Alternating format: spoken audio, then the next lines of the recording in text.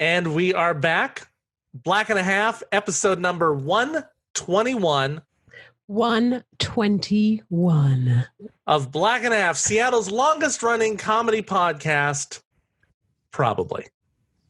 Aren't you impressed, Samantha? I finally remembered. I am so impressed. Usually I wait 4 minutes and I go, oh, wait, I need to say the tagline. Episode number 21. My name is Silas Lindenstein, and with me as always, Samantha Rand. Yes. We're here today and to entertain you and delight you and to bring the black and the half world into your ear holes.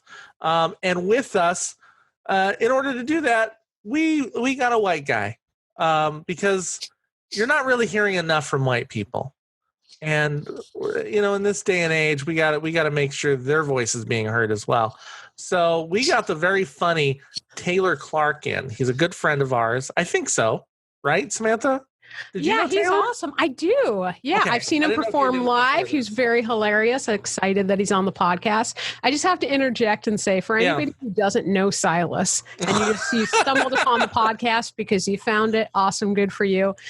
Man, that could have sounded pretty messed up to people. That well, you know what? They're afraid. Do you think it was convincing? They're like, yeah, let the white people speak. Well, maybe we might get some other listeners on here too. But I was mentioning a podcast to a friend of mine who's not in comedy. You will figure out based off of this, and they're like, Black and a Half. Why is it called that? It sounds like they're making fun of black people.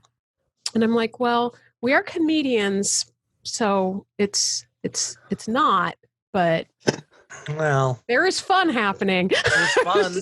I was like, how did you get that idea? I don't think they read the comedy podcast. Yeah. Well, but Taylor Clark, he's besides being a good friend, he has a new album coming out, and he wanted to come on to help promote that. So at the end of the month, it's scheduled to drop September 23rd. So hopefully by then it'll be ready for you to download. Taylor, what's the name of that album? We'll catch it again at the end, but it's called Taylor Clark, Spokesperson for All White People. It's supposed to be it's called. I thought that was your book. It's called Finally We Have a Voice. It's just you on the cover and everything in 50 Shades of White. It's called Addictive Tickle. Addictive Tickle. So put that on your wish list and get ready to download it. We talked to Taylor about about Mulan and surrounding controversies about the movie Mulan from Disney. I don't want to spoil it too much, but I thought it was just going to be talking about their surcharge, but we talked about much more about Mulan. So listen to that. We talked about the Golden Girls remake that's coming. Mm-hmm. Very exciting. And we talked about something else. But cheesecake. We talked about cheesecake. Prepare to get hungry. All right, guys. Go ahead and order a slice of cheesecake from Uber Eats, from wherever you are, because you're going to hear it enough that you're going to go, I want some cheesecake. So today's episode is brought to you by Fat. You're getting fat today from all the cheesecake you're about to devour. Fat. So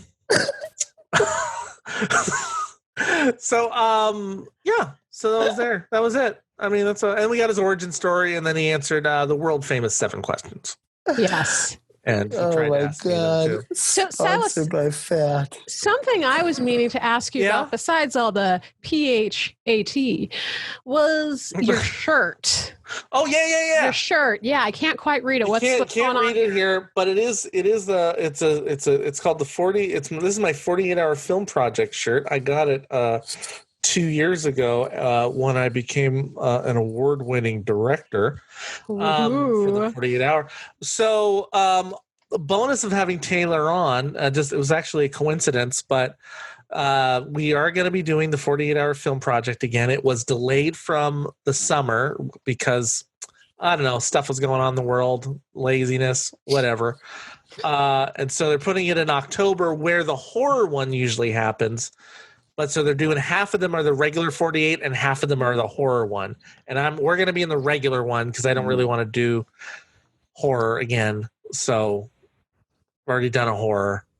So I want to do something else. And that's, I appreciate they do different subgenres of horror. Like you might pull gore or you'll pull vampire film or something. But for me, they're all the same genre. And I love the idea that I love not being able to slightly imagine what I'm going to do.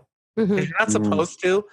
But you I feel like if I know I'm going to do a horror, I'm going to kind of start thinking of some things. And I'm just trying to keep a blank slate because I don't cheat. Unlike maybe some other films. But Taylor's going to join us. As you'll learn in this episode, he started off, I guess, as a filmmaker. He started in comedy, but he's a past filmmaker and he hides it from everybody. But I knew it. I found out a secret about him. So he's going to join us and he's going to be our DP for that. Yay. And that's going to be exciting as we figure out how to socially distance and make a movie at the same time. It'll be interesting. I still want a hamster ball movie. I know it's probably not in our budget, but I've been wanting a life-size hamster ball for me to just hang out, not worry about masks. They should be rolling. You don't need a 48-hour film festival to order a hamster ball, human size. Do they have that? Ball. Yes. Yeah, just get one. Well, I feel like it's better if it's given to me on set. But now that you mentioned it, I'm gonna look. And you know what else I want? I want like a Care Bear onesie because I just feel like now is the year for Care Bears. So just marinate on that. Care Bear onesie. Yeah. See now, if they were having a 48-hour film festival that was Care Bear themed, and then we'd have all these ideas cooking. A Care Bear inside a hamster ball. That just sounds like looking for vampires. Yeah. That's right. So yeah, we're going to be doing that. So that's a big announcement we have today is the 48-hour film. We're going to be doing it again and attempting to solve it. So, hey, if you have a location that we can shoot in, let us know. We're shooting middle of October. So love to let us know what you got because we'll have to do it indoors this time. I don't know how we're going to do that. Okay. We want to thank you for last year. We did do a fundraiser for the 48-hour film project. And now people don't have to donate to that, but what they can do is become one of our Patreon supporters. For just as little as $1 a month, they can join the League of Extraordinary Listeners. For just $1 a month, or they can upgrade that and become an inner circle member like Tara Widener or Stephen Ward or Keith Nagel, right? Those are inner circle members. They get bonuses someday, and they're going to, besides their name going all over the different countries that we air in forever, because this podcast will go on forever, just like America. Become one of those members. Go to patreon.com/black&a-half. Or if you don't have the cash to spare right now, you can just share this podcast. Share it. Go to iTunes or Apple Podcast and leave us a review. Write an actual review and give us 5 stars. And then everyone finds out about the Black and a Half show. And also, if you want to support Black and a Half, you can also contact Samantha Rund. Oh, thanks, Silas. You can. Yeah. So you can. I have another podcast that I do called Beyond Technique with Samantha Rund. It centers around performance arts and how it helps empower our lives. And then, of course, if you're looking for performance coaching for, of course, performance or personal development to help you more embody your voice, body, and mind and have freedom with that, you can always email me at beyondtechniquecoaching@gmail.com. And if you're looking for a home, you can go to my other podcast, You're Buying a Home with Silas Lindenstein. And in fact, not only can you download a free ebook about purchasing a home. That'll help you in anywhere in the U.S. If you'd like to buy a home and you're in the Seattle, Washington area, you can reach out to me, Silas Lindenstein at Skyline Properties, at silasgetsreal.com or Silas at Black and a Half, or one of my other 20 goddamn email addresses that I have. And email there, or I'll hook you up with an agent anywhere in the nation that you are. Yeah, and that's it. But yes, sorry, I forgot to say something because I was trying to help keep our intro short. What? The last the other podcast, the last episode I did, in case if anybody's a fan of Kurt Blackson, if you've heard of him, he wrote the best-selling book, You Are the One. He's a transformational coach. And he's been on loads of stuff. So I couldn't believe I got him on the podcast so early. But anyway, like, it's really interesting. Sweet. It doesn't center only around acting on this episode. It's like his coaching, spirituality, all of that, like transformational stuff. And he, has students all over the world, millionaires, billionaires, all that. Amazing. But anyway, like I bring it back to the performance aspect too. But it's interesting. And just letting people know, because I was super excited awesome. about it. I'm gonna check it out. Thanks. Yeah. Check out that episode, and then also the next Black and a Half episode, Black and a Half reviews episode, where I, along with others, or just me, will review a couple movies that just got released and TV shows. Next episode is going to be the new Netflix film Love Guaranteed, also from Germany, the new movie Freaks. You Are One of Us, and the TV show Always, starring Hilary Swank. So listen, get my analysis on those shows on the next Black and a Half. But right now, I really want a morning show. I really do. But right now, enjoy this one. Episode number 121, Taylor Clark and the Mystery Cheesecake. Stand by to receive our transmission. Stand by to receive But hey, our transmission. Speaking of movies, Moana, not Moana. I was like, oh, we're going back, huh? Back Speaking in of time. movies, I could talk about Moana for the rest of my life. Right. by the I could. way. One of the all-time great American cinema classics. it is. Right. Actually, it What can is. we- I love it. I absolutely love it. I mean that with all sincerity. I've honestly never seen Mulan, the cartoon. Oh, I thought you were Okay. going to say Moana. No, I've read Okay. I've read Mulan, Yeah. the story to the kids, and so I kind of know it.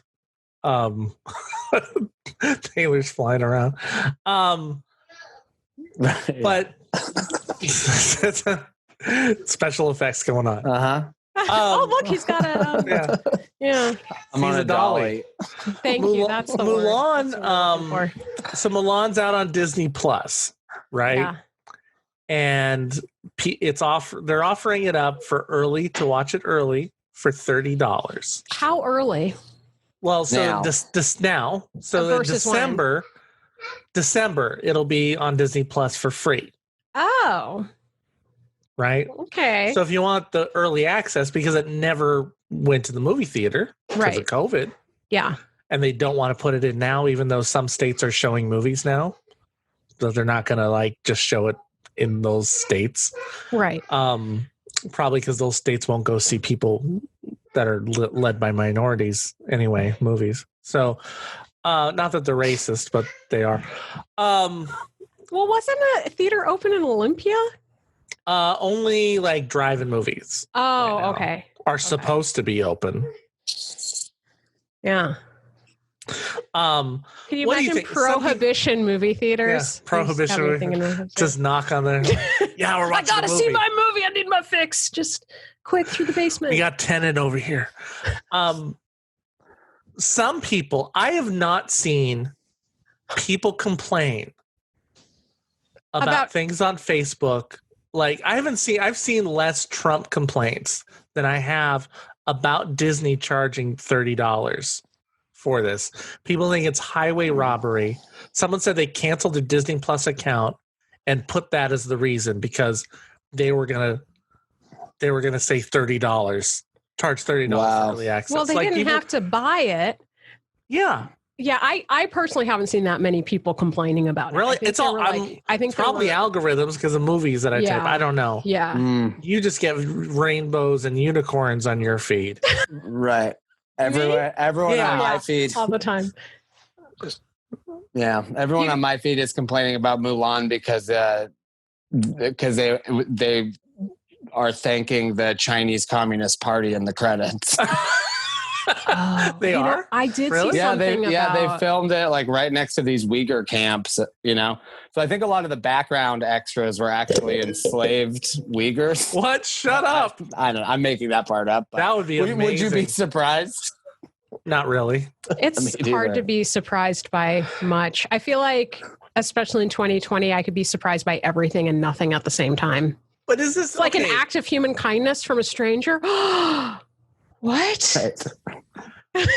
I get I get that for one person, if you're single and you would have gone to see Mulan by yourself. Why are you mad that somebody might want to treat themselves to the movie? Hold on. No, I'm saying, I'm just like, maybe you would have gone by yourself, and so you had to only pay $15 to the movie, right? But like, I don't understand somebody getting mad that has more than one person in their house that would go to see this movie. But what about you don't get any, you don't get to pay $20 for 18 popcorn kernels. And you're mad. Like, right. I mean, you don't have to sneak your fried chicken in. Just eat it there, shame-free. Right. And stain your favorite T-shirt because the grease stains are seeping through. I'm a huge advocate of the film experience in a theater is very different than watching it on the TV. I completely agree with that. But you can buy a projector for the amount of 2 tickets to Milan. You could. Pretty much. Well, I'm like, me and my daughter, I mean, yeah, I was using the AMC pass for $20 a month, but I would always buy my daughter's ticket too, and that was another $12. Now when movie theaters will open again, she's going to be old enough I have to buy an adult ticket for her now anyway. But I'm just like, Florida, I'm like, this is not that much more expensive for anybody to go see it. And I just don't get people thinking, they spent $200 million on this film. You think they're just going to put it out for free? Like, there's a level, right? Isn't there a level that they got to go, well, we have to try to make our money back? Yes. And just why? Because of COVID, they're just going to No, I was just thinking I should let Taylor say something. I should let you. You're the guest. You should go. Guests go first. No, I was just gonna wait and then start talking shit on the Chinese Communist Party again. So I was gonna okay. Sweet. So let me get this in yet. I was gonna let Silas finish because I just can't believe people are mad about that at all, considering that the content of Mulan the movie, what the actress has been saying, like praising the police. What? In Hong Kong. I haven't heard any of this. You ever heard any of this? This is for sure what I thought you wanted to talk about when you said you wanted to talk about Mulan. So I read up on everything Mulan, and here you're like, I can't believe people are mad about the price. I mean, I think it's a fair price to see this movie. And I'm like, really? Considering that they use slaves to... But did they really? Movies so much that prices matter. Here's the thing. This is a terrible thing to admit, but I will say, as I was scrolling on Facebook, that was one thing I saw was, I didn't read it. I just briefly saw it and I thought, oh no, I've been holding on to getting to watch Mulan for a star of happiness right now, like getting like like an upcoming highlight of something to do. I was like, no, don't ruin it. And I just kept scrolling. So bad. But I haven't seen it yet. This makes it even more of such an American thing now. Right? That that is such an American thing that people are really angry that they're going to have to pay $30, but they're not upset or even knowledgeable about slave labor being used to make fun of it. Don't know. But it's perfect. It's it's us in deniability, right? Because I like to think of myself as liberal. I'm pretty sure Taylor does. We both have iPhones, and we know they were made by slave labor too. We know what's going on. Look, I It's mean, got a really good camera. I've spent dozens of dollars at H&M. You know, I know who made those clothes. Yeah, that's so is paying $30 for Mulan any more supportive of slave labor than shopping at Walmart? I'm just amazed. If you think about it, was it slave labor or was it prison slave labor? Oh, actually, I'm making up anything having to do with Mulan using slave labor, but I know it was shot right next to the Uyghur camps, and I know that's okay. Well, but thanking the Chinese Communist Party is that the for helping you with the movie, and the Chinese Communist Party being directly affiliated with slave labor. Is that are those the Muslim slave camps that they're doing? Is that what you're talking about? Yeah, the Uyghur camps, which are still going on. But then we have the American prison industrial complex as well, which is exactly not slave labor. So right, yeah.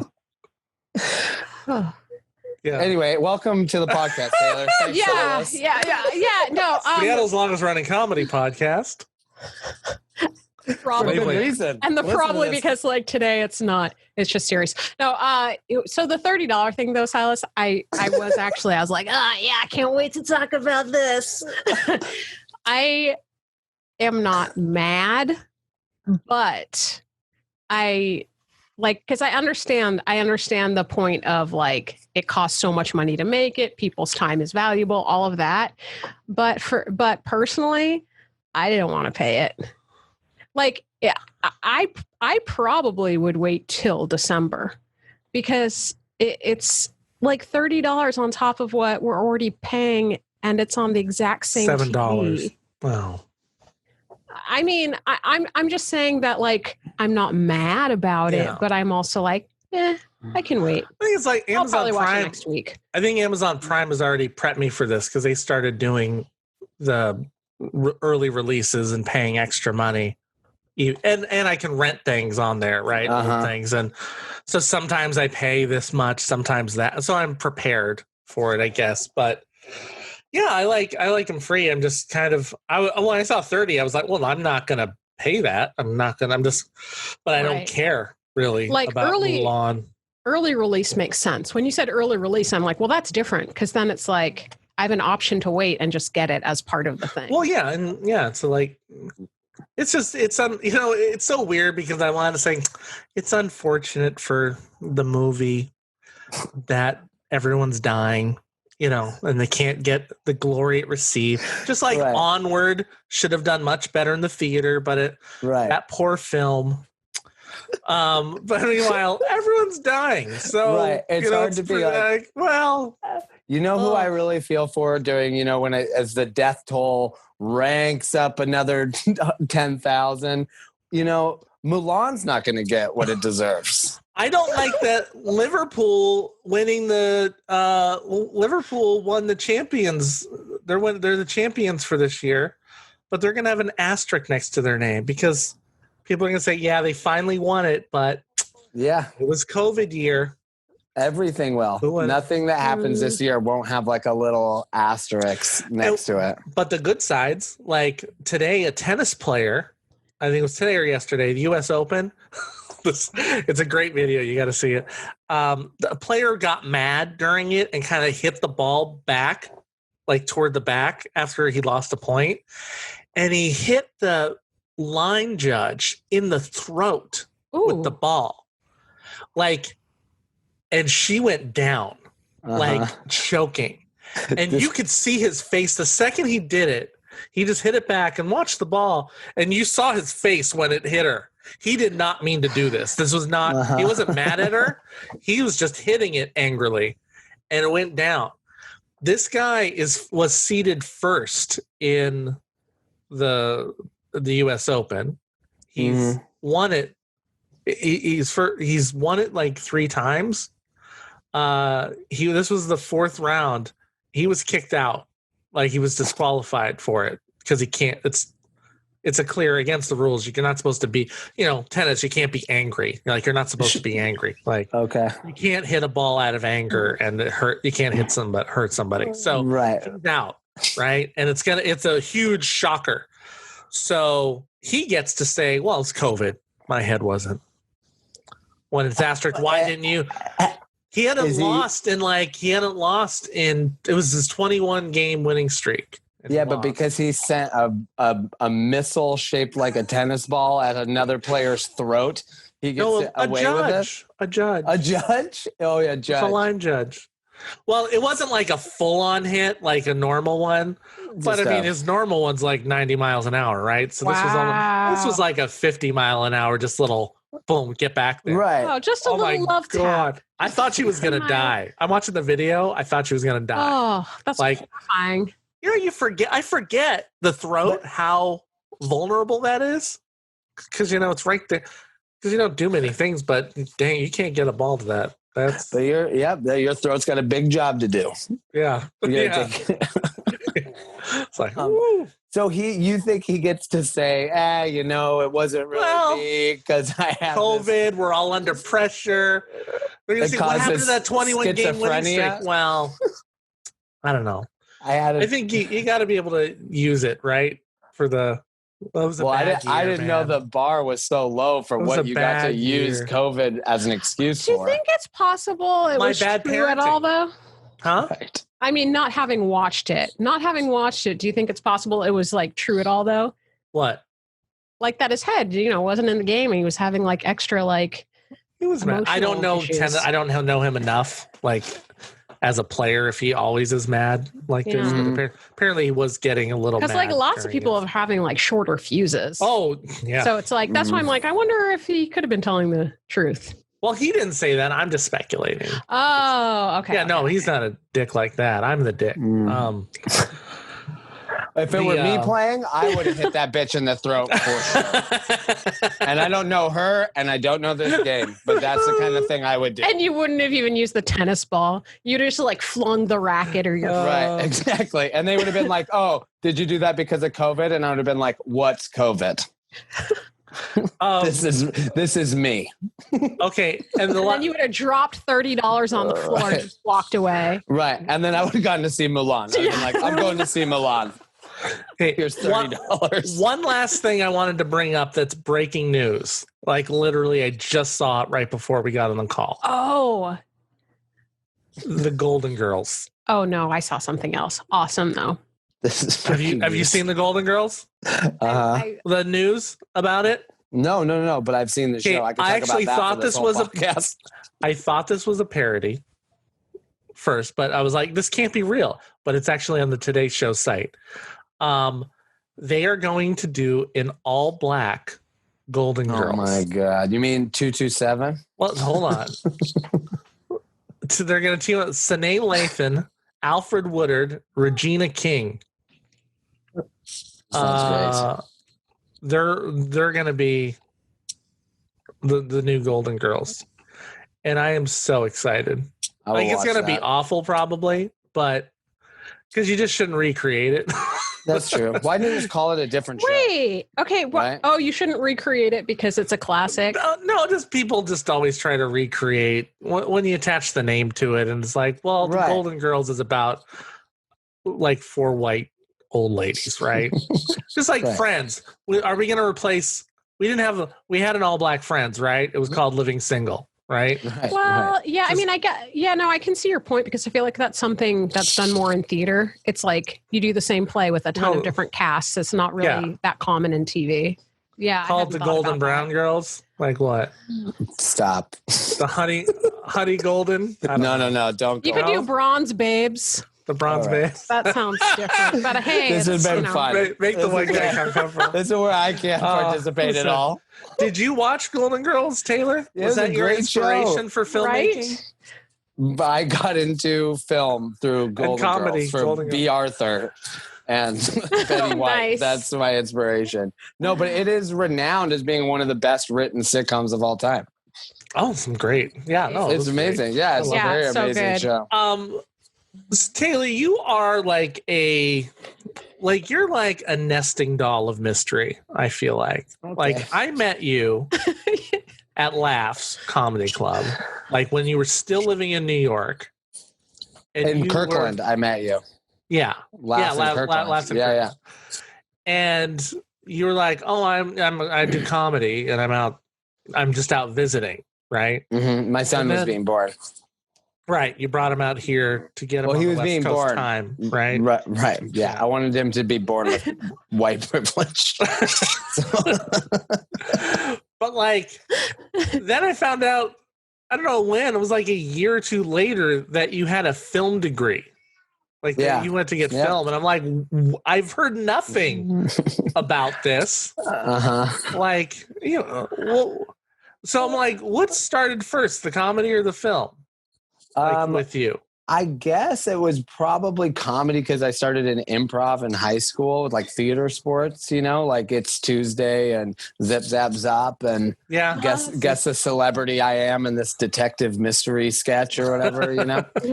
So it was that kind of shit. And I loved doing comedy, but then I went to film school when I was 19 to Vancouver Film School.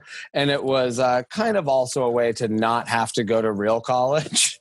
So it was like wait, Vancouver, Washington or BC, Vancouver, BC. Yeah, and it's a really good film school. Yeah, international film school, and it's a trade school essentially. And I was like, oh, I can't believe I got accepted. But then you go there and you're like, oh, I got accepted because I paid to go here. It wasn't like a bachelor scenario.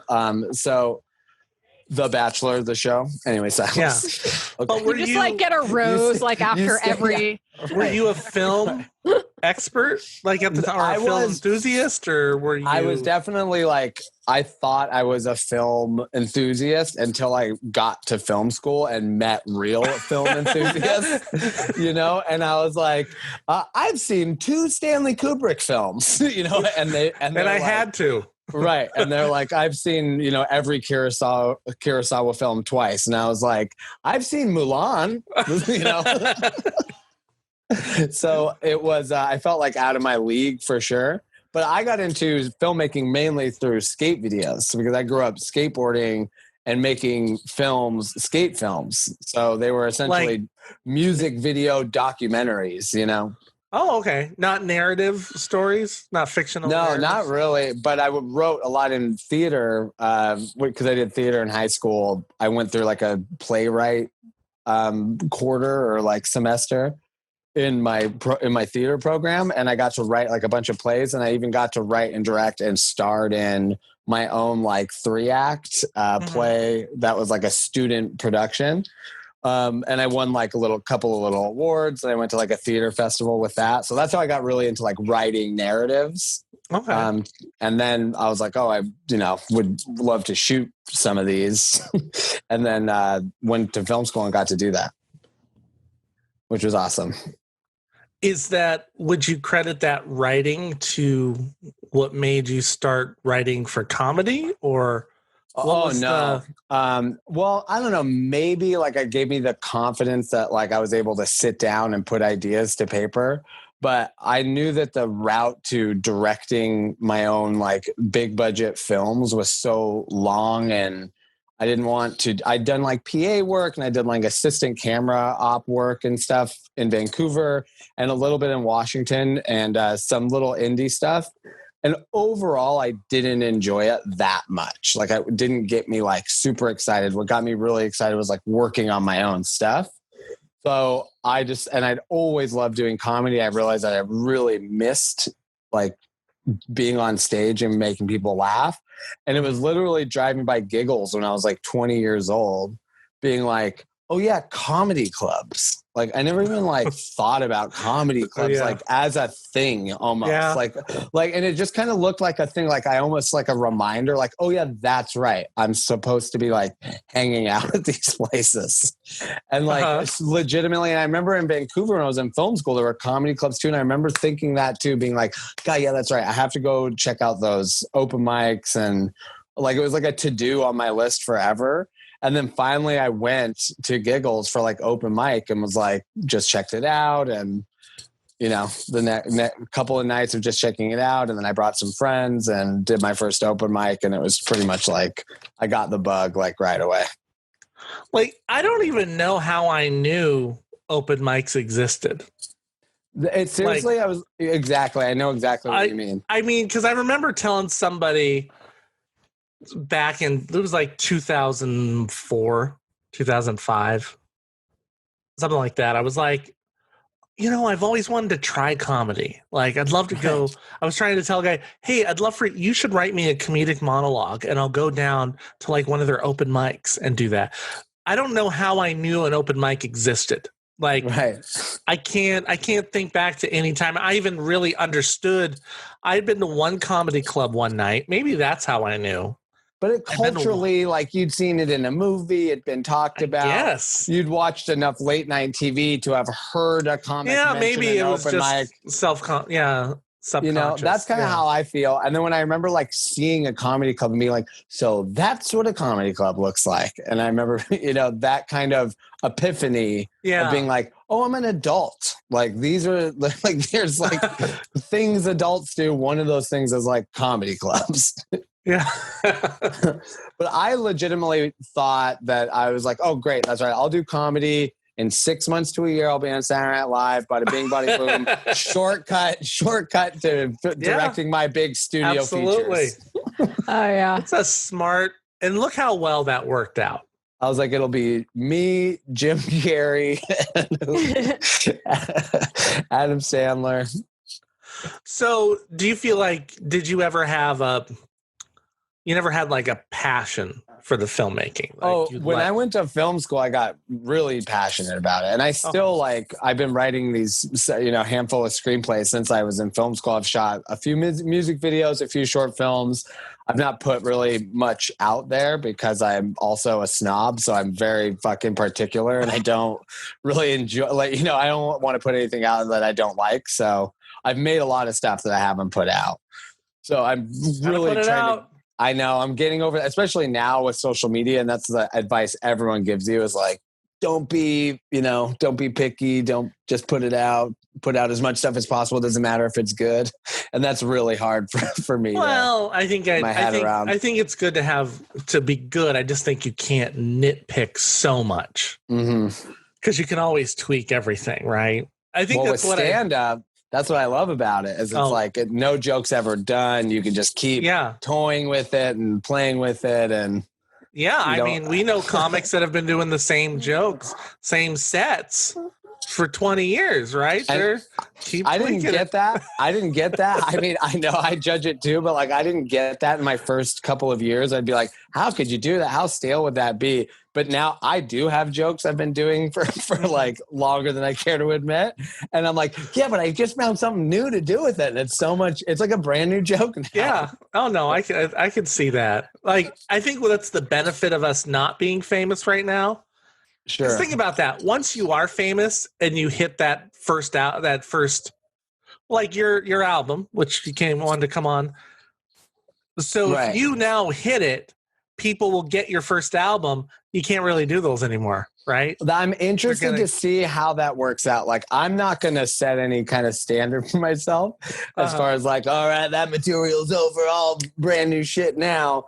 Because I've heard, I forget his name. I heard this Canadian comic talking about like how he's been doing the same act for over a decade.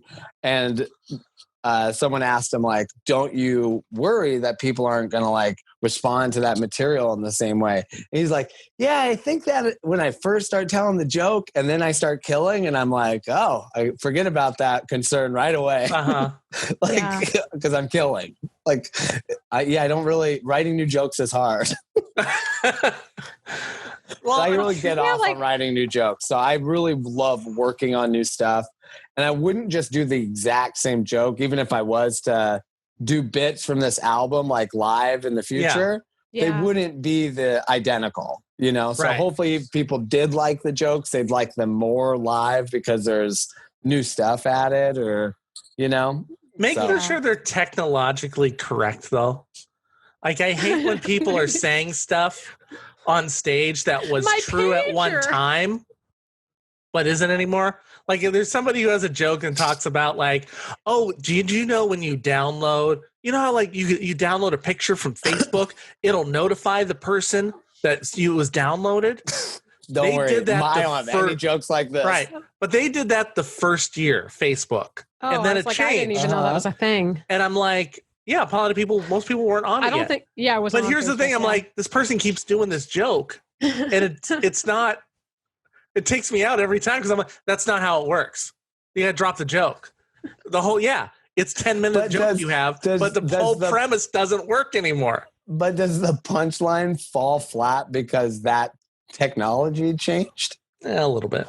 For Silas. the whole crust of it. I didn't catch the punchline. I stopped listening when he got that detail wrong. I think I do, but it's not even a geek. It's like, it's the fundamental way things work, and you're just going to deny it. It's like, like when you're waiting for a fax to come in, everybody, you know what I'm talking about?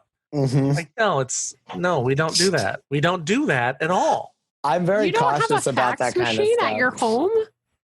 My computer. Everything's a fax machine. My phone is a fax machine. I have one bit. I think you've heard about the MySpace date that I went on, but I'm very careful about being like, that was then. Like, this is how it worked then. And not like yesterday when I went on my MySpace date. I was cleaning out card files to try to get room for this show. And I found a set that I hadn't downloaded from Laugh Tech, just like in January or February, right before hell broke open. Right. And I had a joke that I was like, oh, that's a good joke, but it was about the Democratic primary. I'm like, well, I can't do this joke again.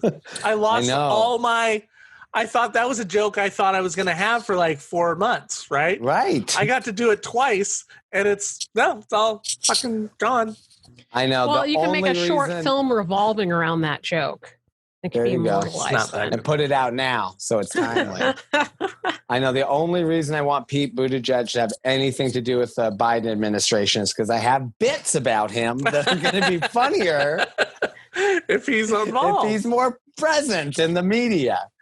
But otherwise, I hope he, goes back to being a CIA shill or whatever he is. Because then you have to always say, you remember Pete Buttigieg? Do you remember him? Good, because I have 5 minutes on him. Okay. Right, exactly.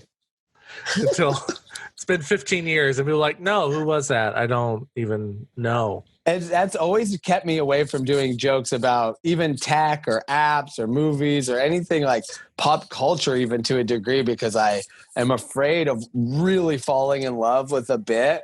And then it just only having this like short shelf life. I was like that too, but I think someone told me that it's okay. They gave me not that I needed their permission, but they basically said, well, writing current event jokes just helps your mind exercise to write jokes. So then I was like, oh, okay.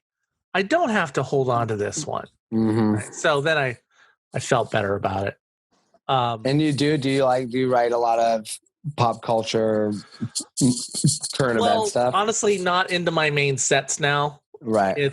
But I do it mainly for like maybe a hosting sets, or just that I've started liking the first few minutes to be a little more like, if I do have a good, that it does, so that it starts seeming like it's not an act. That I was like, I just took an Uber here. Right. So you act like yourself up front so that later on when you're a phony, no one could see it. Yeah. like dating. Right. I feel like, but that's reverse dating. And marriage. Yeah, reverse dating is you're a phony up front. Phony at first, and then you're real. Then you're like, now let I'm the going to horror start. show. Then you get married, and you're like, oh, I love cheesecake. You didn't know that? I'm going to eat a lot of them. That's the dark detail you were hiding. Just. Thanks a lot, Silas. I want a slice of cheesecake and a glass of Prosecco. Prosecco? Prosecco? Yeah. Is that how it's pronounced? Okay. Yeah. I don't get it. I like Moscato. We just had that this weekend. Oh, Moscato. That's delicious. What's too sweet with cheesecake for me? What do you eat with cheesecake, Taylor? I only eat carrots and sparkling water, so I don't know what you're talking about. What is this cheesecake? No, cheesecake is one of my early favorite foods. I think must have been 2, and I was like, "This is the best food." I think. Well, I hate cheesecake's the best. Chocolate, hot chocolate, or just a fucking straight up espresso. That's the shit. Yeah, it would be good with. I was thinking black coffee would be good with it. Yeah. like to cut across that sweetness. Mm. We used to go out after dinner in New York all the time and just eat cheesecake or sweets and drink coffee until the wee hours. It's like some of my favorite memories. Yeah.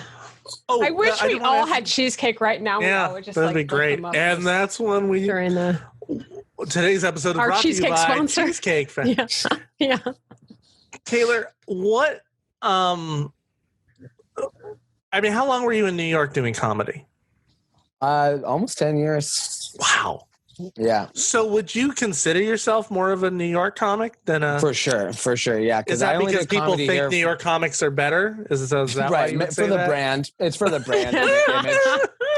It's just the way people view me because I say that is mainly the reason I say that. No, I just basically learned to do comedy there. I did comedy in Seattle for 2 years before, and then moved to New York, you know? Okay.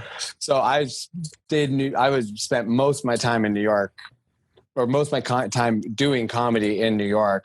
And if you know anything about New York comedy, like if I went in 2 years into comedy, like I started over in New York, like everything I'd learned in Seattle was almost irrelevant. What would you say how different it was and how hard it was for the listeners? Like, what would you say the big difference is between New York and Seattle comedy? I mean, size and relevance. Like, it's the mecca of stand-up comedy. It's the hub of the industry.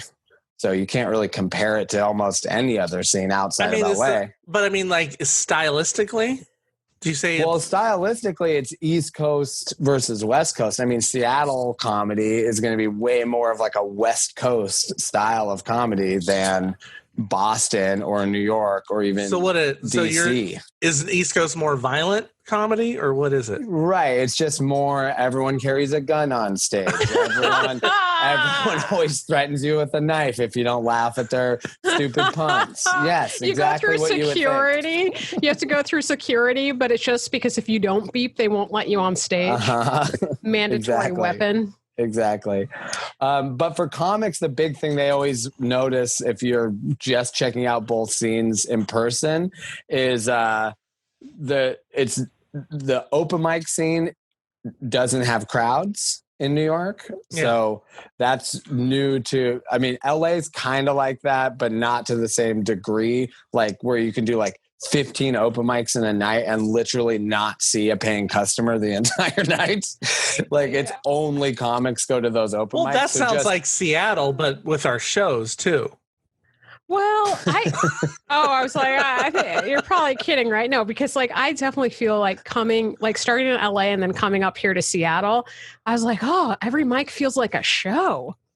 Because it's exactly. Like you're just used to like you do it in front of a bunch of other comics. Everybody's busy working on their sets. If you get a laugh, you're lucky. Right. But the open mics are so important in Seattle, whereas like New York open mics, it's just like a chore you have to do almost. Like you just go out there, you grind it out, you get up as much as possible. So you can meet comics, get booked on other shows, and hopefully keep getting more spots where there are audiences. Whereas Seattle, like you only do 2 or 3 open mics a week, but they're like really important, so you work really hard writing and getting ready for those mics because that's going to be your biggest opportunity to showcase in front of people that can book you, right? Yeah. Well, I've never done an open mic outside of Washington State.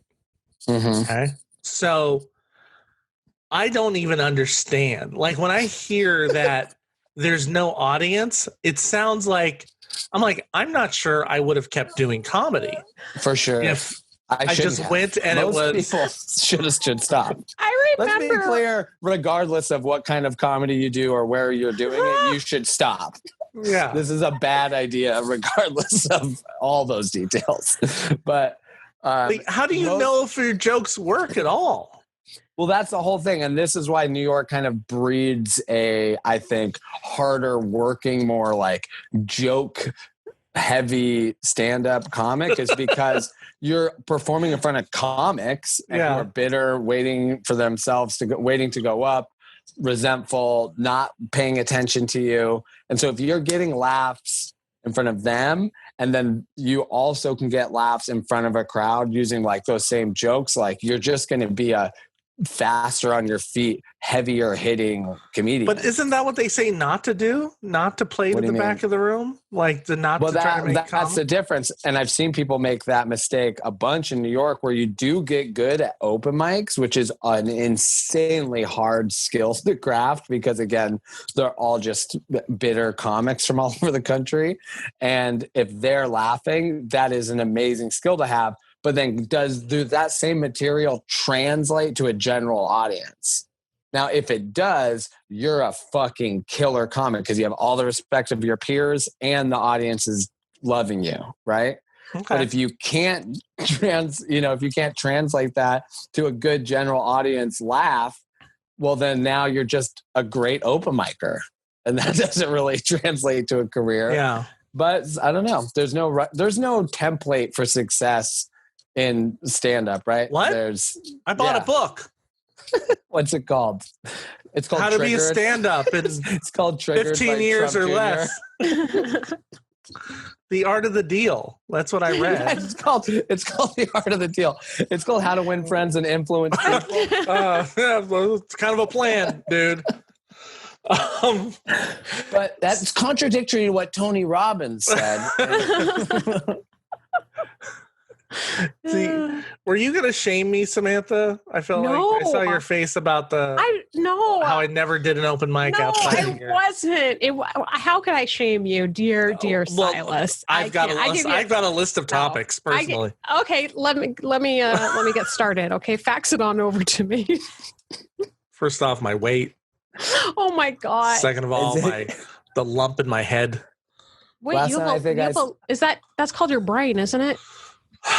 Here's you actually have a lump on your head? I've got a fat lump on my head now. I do. Is it right here? No, Silas, that's your neck. Is. Yeah. No. Oh yeah, that's the rogue tennis ball. Right here. I got a little lump. Oh. It's a fatty deposit. I got fat. Like, I went to the doctor. I'm like, because I gained a bunch of weight fast. Cheesecake? Because, I wish. No, pregnant. Wife was pregnant, so I ate a lot. Oh, okay. Yeah. I gained a lot of weight quick. So when I started to lose some weight, I'm like, what's this fucking thing on my head? Do I have cancer? And I went in. They're like, no, it's like there's a fatty deposit. And they're like, you're gaining weight in your face. My forehead. Okay. Do you have like a head workout? Like what happens?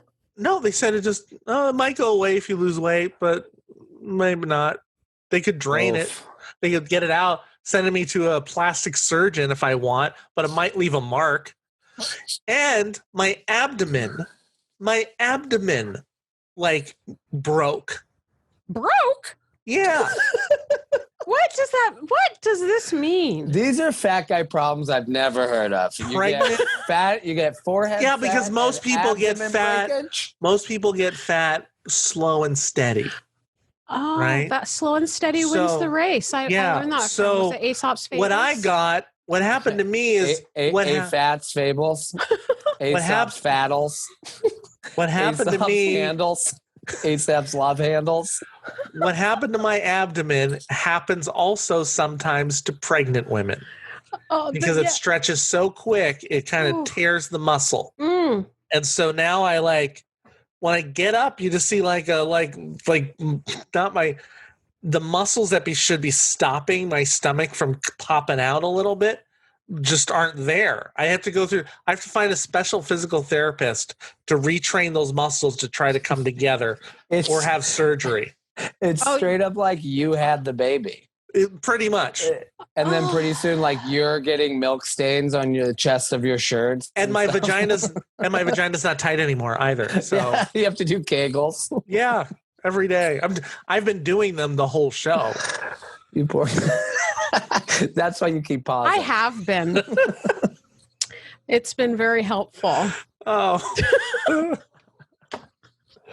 Oh my gosh, Silas! I would never make fun of you for those things, even though we were just laughing. But I'm sorry. Jeez, that sounds difficult. Right? Yeah, but when you send us invitations, I'm not gonna reply no. Were you so?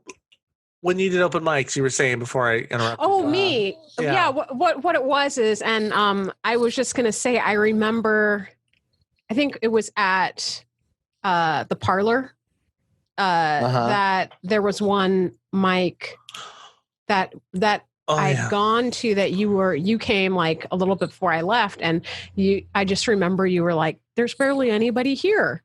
Like you were kind of like, "There's like nobody here," and I'm thinking, man, spoiled Seattle comedians. Like you guys don't know how good you have it. Like, take a slow drag of the cigarette because you know. Oh yeah, I get it. Like it wasn't open mics because nobody packed, was there. But I'm like, hey, there's like a couple audience members. Like this is great. Yeah. Yeah. That was all. Was the most. Just the a slight mic, roasting. Like 3 years ago now it's 6 years ago when Luca was born, when I was here visiting, when I met you, Silas, I remember going to a Parlor mic. And that was the only mic I went to that I thought that I was like, oh, this is like a regular open mic. This isn't like a Comedy Underground 50 people open mic. Like this is normal. Few audience members, all comics. Totally, this is normal to me. And then every single person there was like, man, where's my audience? Where's the crowd? Oh my God. Like, and I couldn't, and they were all like 2-month comics, and I was like, Jesus. I love it. So like spoiled, rotten. And they're also complaining because they're not getting a 10-minute open mic set. Well, yeah, and you don't have to. How am I going to squeeze this into 3 minutes? My artistry, I don't even get rolling until minute 7. Right. I don't even get to know my crowd, and I've been up for at least 7, bro. I love that you even said like, oh, New York comics have to have more jokes, because I was like, yeah, Seattle, and we're not all about the jokes in our comedy. We don't have to layer them. We layer them like nachos. Like you can like people will be patient with you a little bit more here in a good way, which has like been a huge benefit to me because I do like long form stand up, and that was like really hard to develop in New York. With especially the sets are really short, and the only time I got to work on really like a 7-minute bit or something like that would be on my own shows that I would produce, because I'd go up at the end after I book a lineup of killers, and then I'd be like, well, now you guys have to deal with me till I care to get off. I would like ruin nights, but I would also sometimes like come through with like awesome sets where I got to finally like work on something really long. So I credit, producing my own shows to like why I was able to develop long material at all in New York, because outside of that, most people just do storytelling mics and shows, which is a humongous community going on in New York as well. Wait, storytelling mics? Yeah, storytelling open mics and storytelling shows, Moth, all that kind of stuff. Okay. That's really, really big in New York. We have some here. Yeah. Yeah, totally. Yeah, I've done the Moth once, but it wasn't I did the Moth once, but it wasn't a funny story. So, which is great because it's on my YouTube page. So sometimes I don't have much comedy on my YouTube page. I haven't put it up, but I have that up. So some people have said, yeah, I saw you on the lineup. So I looked you up on YouTube and I saw the Moth video. That wasn't funny. Like, no, not at all. Very serious. What was the story about what happened to your abdomen? It was on my head. Growing up in a domestic violence household, actually. So, yeah, not a comedy. I think I prefer the story about don't your listen stomach. To those people. No. That's hilarious. Oh, geez, yeah. So Taylor, your album, your album coming. What would you say? What's your plug on the album? What's it about? Is it this moment in time? What is it why should people grab your album? I think it's easily the best representation of my stand-up that I've ever put out there. And it is a good representation of what I've been writing and working on since I started. Because there's bits from when I first started in there that I've perfected, and there's bits on there that were like fresh that week and stuff that are nice. And I think they all just like really blend together really well. But for me, I think I have the most successful skateboarding stand-up material ever documented.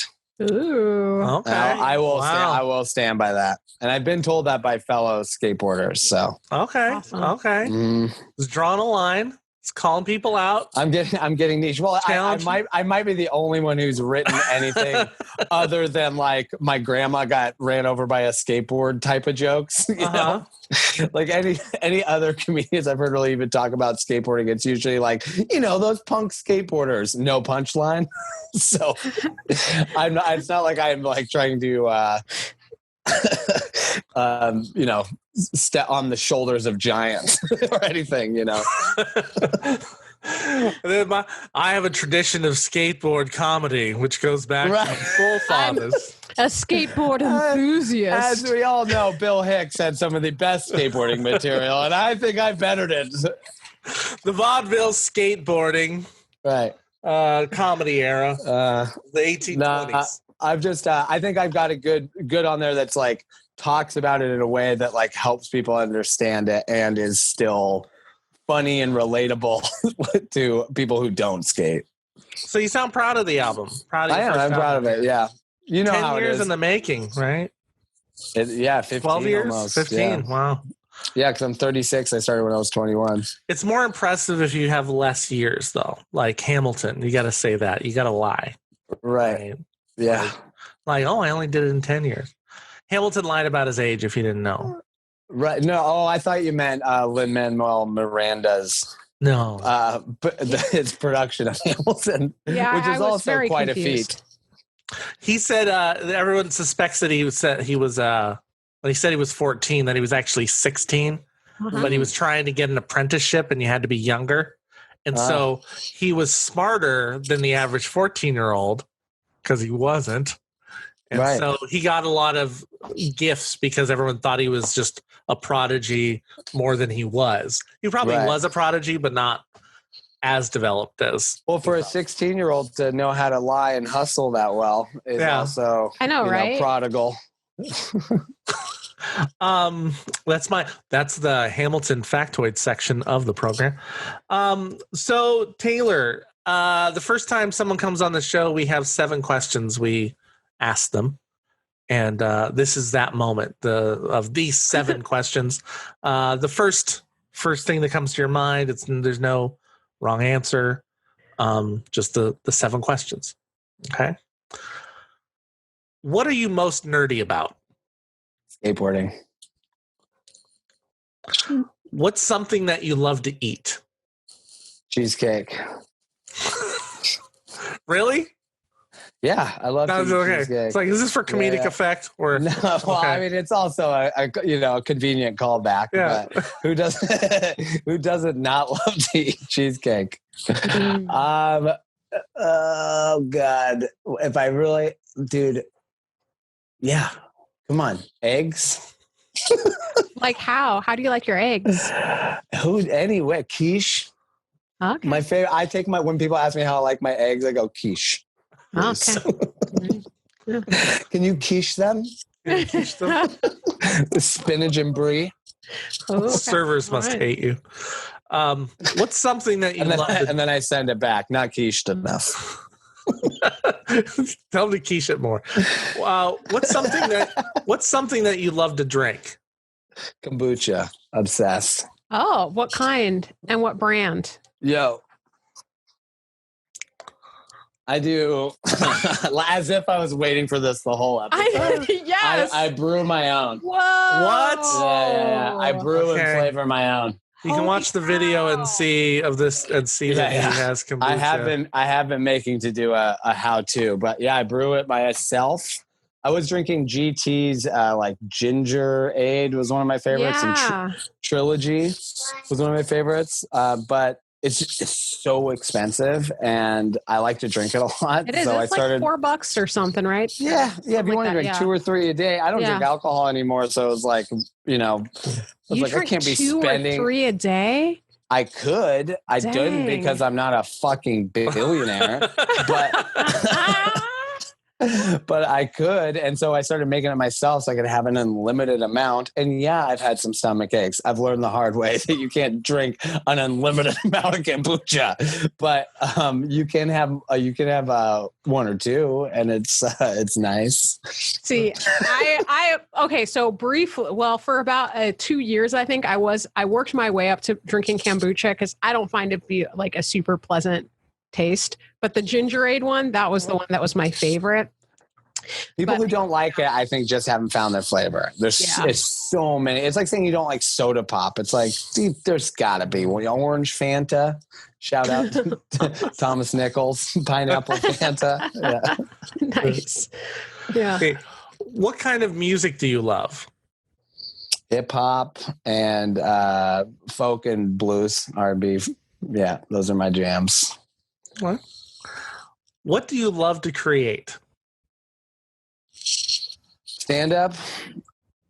I like writing stand up and performing stand up the most. That's my absolute favorite thing to create. And making movies, but it's so fucking hard and time consuming. What's a game you love to play? Yo, I've been playing Uno with my son Luca, and it has been getting crazy. It's the simplest card game ever. But you can add like secret cards. So we've added pick up 15 cards, shuffle hands, all this kind of stuff. And we play with our family. It gets so lit. It's so much fun. We have so much fun playing it. It's crazy. And I watched that Andre the Giant documentary. And I guess he also was just like obsessed with Uno, like constantly. He would like wrestle two guys and like break their spines and then like go back to playing Uno. Always had a game going on. So I've been really into Uno, but I am now teaching Luke how to play chess. So I am slowly entering into the world of chess, of which I have never been into, but I'm getting pretty excited about it because it's a rabbit hole beyond all rabbit holes, you know? Yeah. What about you? You have kids. What's your game? I'm asking you the 7 questions now. Yes, Silas, come on. Does anyone ever turn the tables on you? What's your favorite thing to eat, stupid? Who do you think you are? What's your favorite drink? I don't get to play enough. I'm obsessed with VR right now. Oh, okay. Any VR game, I'm just... Have you played Dreams? No. My brother's obsessed with it. It's like a make your own reality type VR game. That sounds fun. I love it. I love moving around in the space that's imaginary. And that sounds fun. Do they have like a Tai Chi game? I want to learn how to do Tai Chi. Probably, yeah. I know. Okay, last question. When you're talking about space and imagining the world, I was just like... Yeah. Tai Chi. Right? Okay. In 100 years... Tai Chi. Thank you. Thank you. In 100 years, when someone reads your biography, what do you want to be remembered for? Yes, I mean stand up. Great dad. I would love to have my son have an amazing legacy, like father of Luca, James, or maybe there'll be some other kids down the road too. Like also a great stand-up, but wow, did you know he was his dad? Like that would be awesome. Awesome. Taylor, thank you so much for coming on. Oh, thank you so much for having me, Silas. This was awesome. This was fabulous. You're Check out great podcast host. Oh, thank you. Almost as good as Samantha. Yeah, well, working my way up. What's the name of your album? What's the name of your album one more time? Addictive Tickle. Addictive Tickle, and it's dropping on... It should be available by my birthday, September 23rd, but at least it will be available by pre-sale by that date. I love that he also dropped in his birthday to try to get that sympathy buy, right? Yes. Like, for his birthday, we pre-ordered it. That'll work on 6 of my relatives. I love to think strangers are like, I wasn't gonna buy his album, but it is his birthday. He's like, you know what? I'm actually a lifelong rollerblader, and there is no chance I'm gonna like this album. But since he's turning 36, I guess I owe him. Yeah. Join us. All right, black and a Thanks half. for having me. Black and a half. Appreciate it. Join us.